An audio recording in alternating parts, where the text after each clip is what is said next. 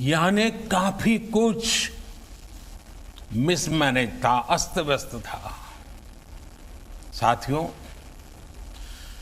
साल 2014 के बाद स्थिति को बदलने के लिए एक के बाद एक कई कदम उठाए गए।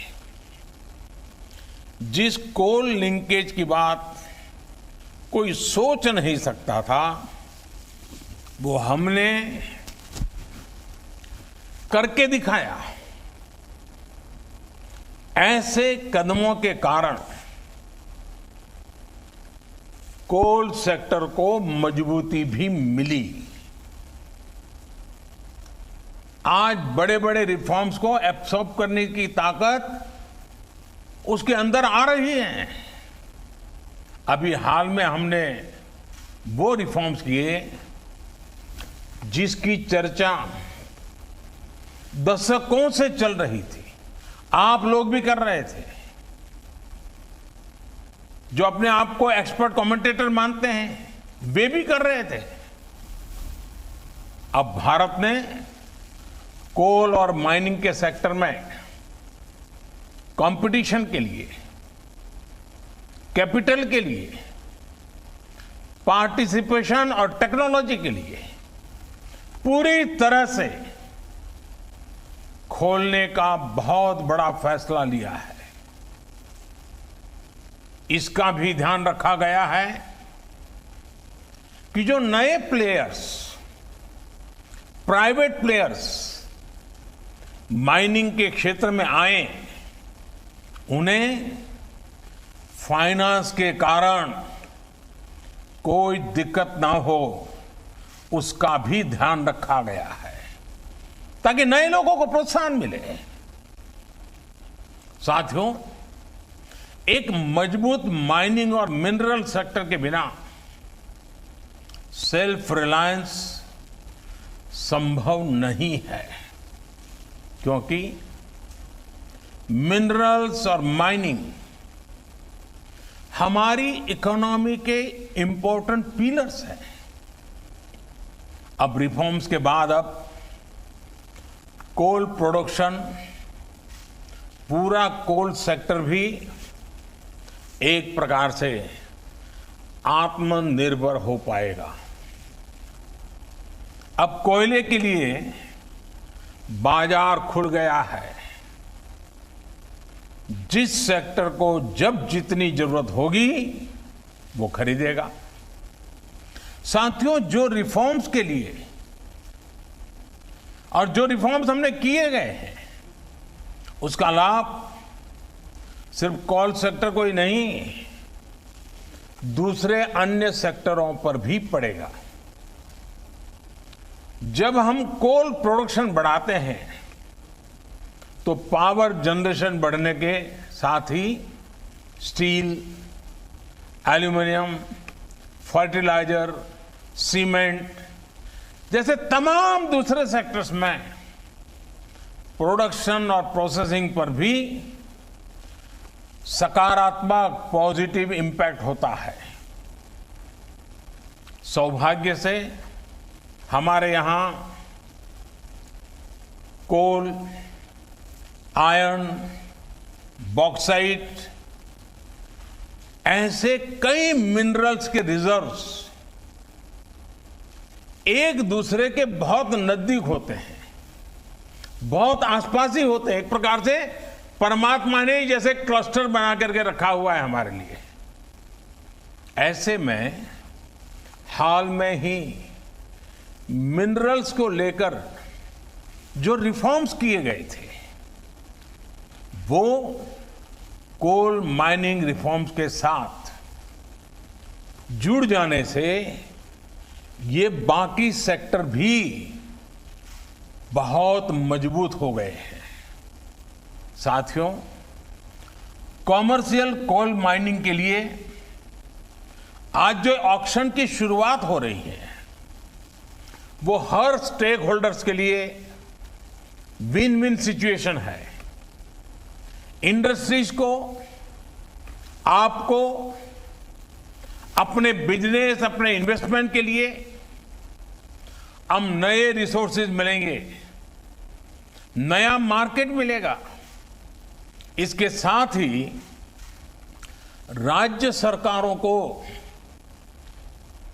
बेहतर रेवेन्यू मिलेगा। देश की एक बड़ी आबादी को रोजगार मिलेगा। एक प्रकार से गरीबों की सेवा का काम कोयले से भी हो सकता है, इसका विश्वास पैदा होगा। यानी हर सेक्टर पर एक पॉजिटिव असर देखने को मिलेगा।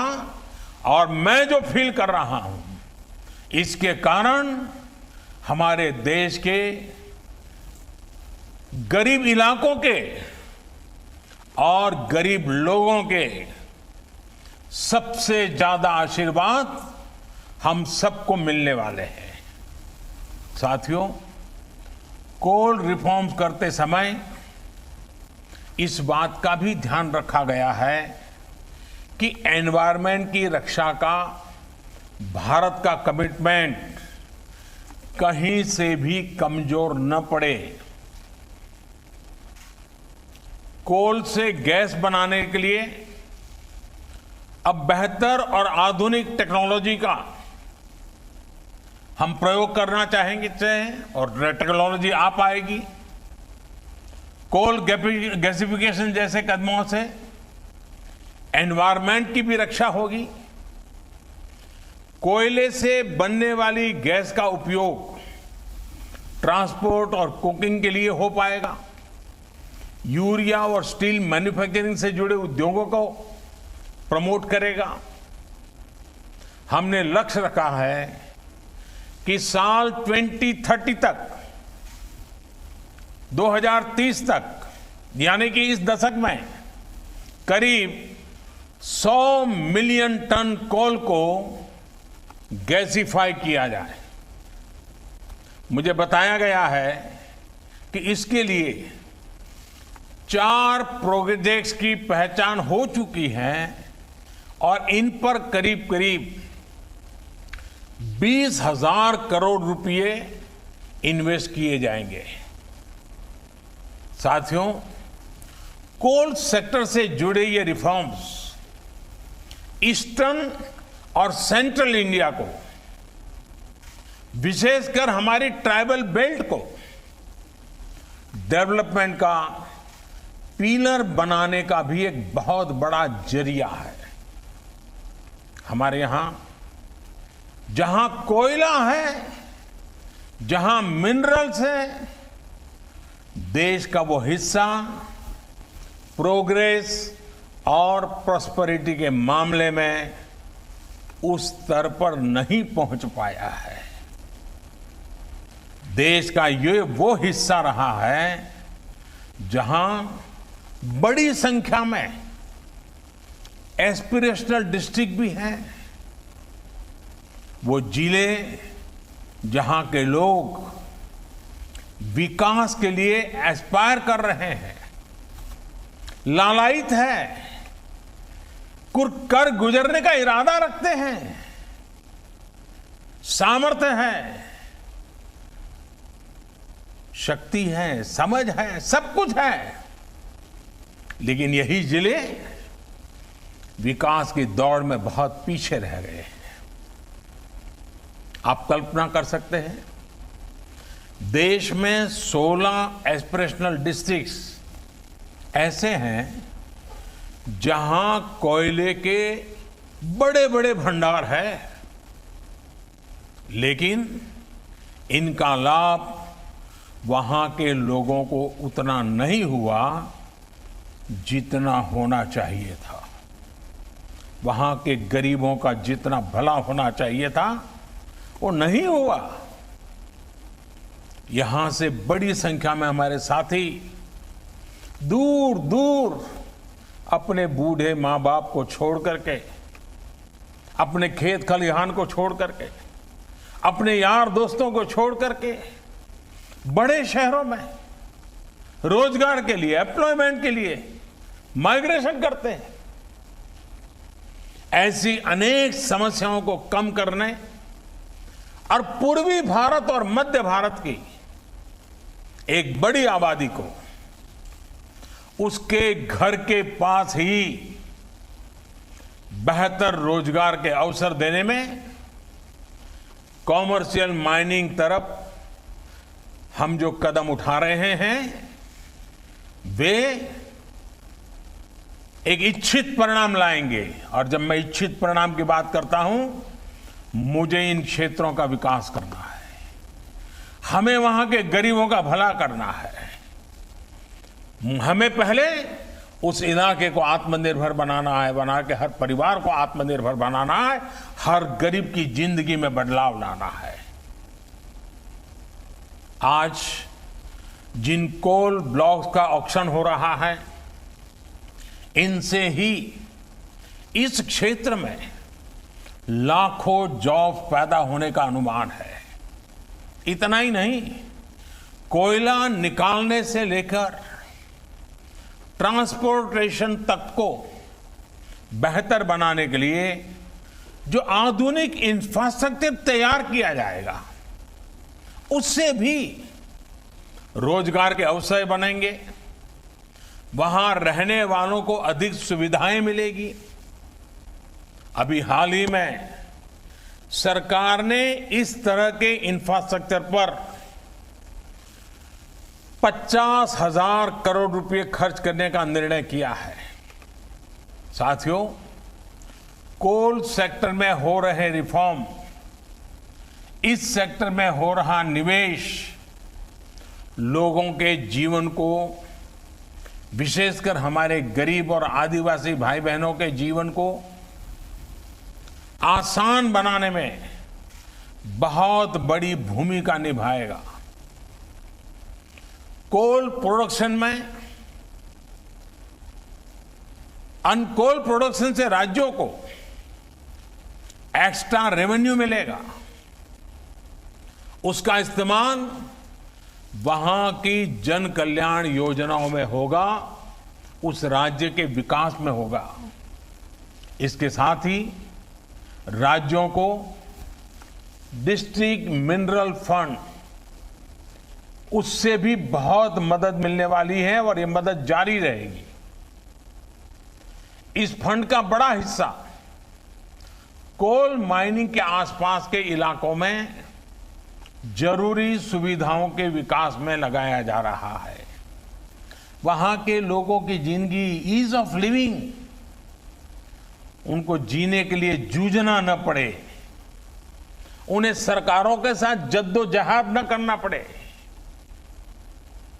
वो आत्मसम्मान से जिए, वो आत्मनिर्भर होकर के जिए।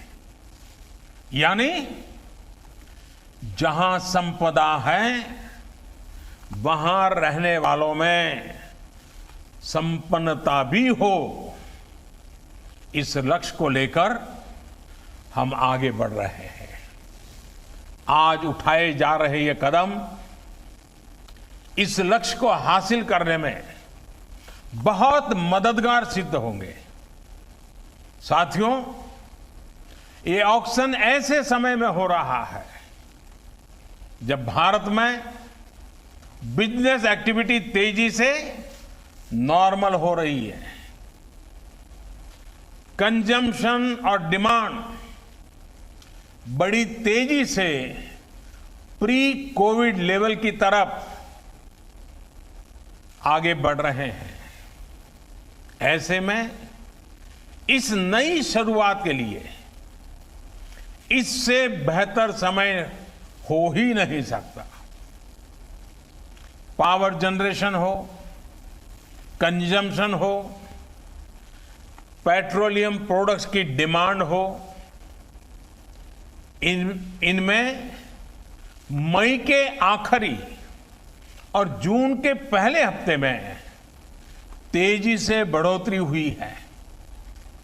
इसी तरह अप्रैल की तुलना में ई वे बिल्स, उसमें करीब 200% का बड़ा उछाल देखने को मिला है, 200%। जून में टोल कलेक्शन भी फरवरी के कलेक्शन का 70% तक पहुंच चुका है। मई के महीने में रेलवे फ्रेट टैरिफ उसमें भी अप्रैल की तुलना में 26% की इंप्रूवमेंट दर्ज की गई है। अगर टोटल डिजिटल रिटेल ट्रांजैक्शंस उसकी बात करें तो उसके वॉल्यूम और वैल्यू दोनों में वृद्धि होनी शुरू हुई है। साथियों, रूरल इकोनॉमी भी अपनी स्पीड पकड़ना शुरू कर रही है। इस बार खरीफ क्रॉप का एरिया पिछले साल के मुकाबले 13% से ज्यादा है। इस वर्ष गेहूं का प्रोडक्शन और प्रोक्योरमेंट दोनों बढ़ा है। पिछले साल के मुकाबले अभी तक गेहूं का 11% से ज्यादा प्रोक्योरमेंट किया जा चुका है। मतलब ये कि किसानों की जेब में भी इस बार ज्यादा पैसा पहुंचा है। ये जितने भी इंडिकेटर्स हैं, मैंने बहुत ज्यादा समय लिया नहीं, कुछ कम गिनाए हैं। ये जितने भी इंडिकेटर्स हैं वो दिखा रहे हैं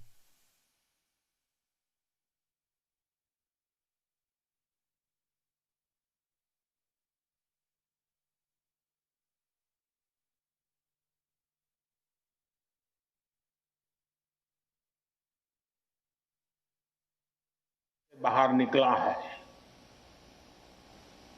इससे भी निकलेगा। हम भारतवासी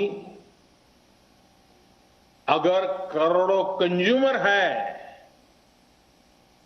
तो ये न भूलें कि हम भारतवासी करोड़ों प्रोड्यूसर भी हैं। भारत की सक्सेस,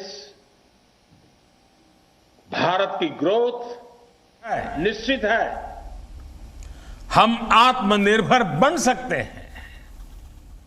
आप याद करिए, सिर्फ कुछ सप्ताह पहले तक हम N95 मास्क, कोरोना की testing kit, personal protective equipment PPE, ventilator, अपनी जरूरत का ज्यादातर हिस्सा हम बाहर से मंगाते थे। अब भारत अपनी डिमांड को मेक इन इंडिया से पूरी कर रहा है। इतना ही नहीं, बहुत जल्द हम महत्वपूर्ण मेडिकल प्रोडक्ट्स के एक्सपोर्टर भी बनेंगे। आप अपना विश्वास, अपना हौसला बुलंद रखिए। हम सब मिलकर के ये सपने साकार कर सकते हैं। हम आत्मनिर्भर बन सकते हैं। और ये हम सबका संकल्प है। 130 करोड़ देशवासियों का संकल्प है। हमें आत्मनिर्भर भारत बनाना है और हम आत्मनिर्भर भारत बना सकते हैं। सेल्फ रिलायंट इंडिया की जो जर्नी 130 करोड़ भारतीयों ने शुरू की है, आप भी उसके भागीदार हैं। आप नेतृत्व करने के लिए आगे आइए। जीवन में ऐसे मौके बहुत कम आते हैं जब कुछ कर करके इतिहास को मोड़ देने की मौका आ जाता है। आज भारत के उद्योग जगत को, आज भारत के व्यापारी जगत को, आज भारत के सर्विस सेक्टर को लीड करने वाले लोगों के लिए इतिहास को बदलने का मौका आया है। इतिहास की दिशा बदलने का मौका आया है। भारत के भाग्य को बदलने का मौका आया है। हमें इस मौके को जाने नहीं देना है, हमें इस अवसर को छोड़ना नहीं है। आइए भारत को आगे बढ़ाएं, भारत को आत्मनिर्भर बनाएं। साथियों, आज मुझे आपके बीच आने का मौका मिला। मामला तो कोयले का है, तो हीरे के सपने देख करके चलना है। एक बार फिर आप सभी को इस अहम शुरुआत के लिए, कोल सेक्टर के इस अहम पड़ाव के लिए मेरी तरफ से बहुत बहुत शुभकामनाएं हैं। मैं विशेष रूप से मंत्रिपरिषद के मेरे साथी प्रहलाद जोशी जी को और उनकी टीम को बहुत बधाई देना चाहता हूं, क्यों उन्होंने इस लॉकडाउन पीरियड का इतना उपयोग किया, पूरे डिपार्टमेंट के हर बारीकियों का अध्ययन किया, देश के लिए नया क्या कर सकते हैं, नए तरीके से क्या कर सकते हैं, उन्होंने एक बहुत बड़ी लीडरशिप दी है। मैं प्रहलाद जी को, उनके सचिव और उनकी टीम को आज बहुत बधाई देना चाहता हूं। आपको लगता होगा कि आप एक छोटा सा कार्यक्रम कर रहे हैं। प्रहलाद जी, मुझे नहीं लग रहा है, मैं तो देख रहा हूं कि आप आत्मनिर्भर भारत के लिए एक मजबूत नींव आज डाल रहे हो, और इसलिए और आपकी टीम बहुत बधाई के पात्र है। उद्योग जगत के जो साथी आज यहां मौजूद है, उनको मैं फिर से एक बार विश्वास दिलाना चाहता हूं, मैं आपके साथ हूं। देश हित के हर काम में आप 2 कदम चलिए, मैं 4 कदम चलने के लिए आपके साथ हूं। आइए हम मिलकर के इस अवसर को जाने न दें। फिर एक बार आप सबको बहुत बहुत शुभकामनाएं। और आप सभी ने देखा किस तरह से प्रधानमंत्री नरेंद्र मोदी ने अपने संबोधन में आत्मनिर्भर बनने पर जोर दिया और सभी से अपील की है कि अपना हौसला बढ़ाए रखें, और साथ ही उन्होंने कोल रिफॉर्म्स किस तरह से इकोनॉमी को आगे बढ़ाने में मदद करेंगे, इस पर भी बातचीत की। और फिलहाल इस बुलेटिन में इतना ही। जल्द ही लौटेंगे, आप बने रहिए हमारे साथ।